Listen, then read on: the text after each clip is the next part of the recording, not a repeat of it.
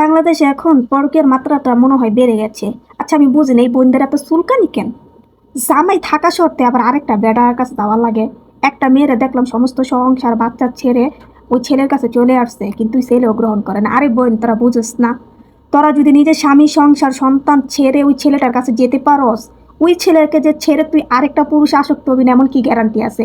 ছেলেরা তোদের মতো কাঁচা না, ঠিক আছে? তো তোরা মাইয়ারা যেগুলো এই যে ভুলগুলা করস, স্বামী থাকা সত্ত্বেও তোরা কি করস?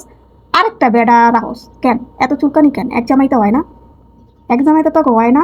লাস্টে তো তোকে এইগুলো থাকে না সেগুলো থাকে না। তোরা মনে করস বিবাহিত মহিলারা জামের তলের থেকে বাচ্চা ফালাই থিয়া ওই ছেলের সাথে যাবি, ওই ছেলে তোদেরকে নিয়ে সংসার করব, এটা ভাবলে একদম ভুল হবে। কখনোই ওই ছেলে সংসার করবে না, কারণ ওই ছেলে চিন্তা করবে যে সে সন্তান স্বামী সব ছেড়ে চলে আসছে আমার কাছে, আমাকে ছেড়ে যে যাবে না এমন কি গ্যারান্টি আছে?